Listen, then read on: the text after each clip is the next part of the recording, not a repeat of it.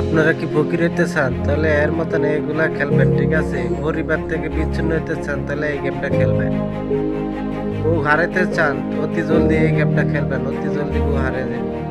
জুতার বাড়ি খাইবেন, পিসার বাড়ি খাইবেন, কাঁচের বাড়ি খাইবেন, ঘর ছাড়া হবে না এই গেমটা খেলবেন।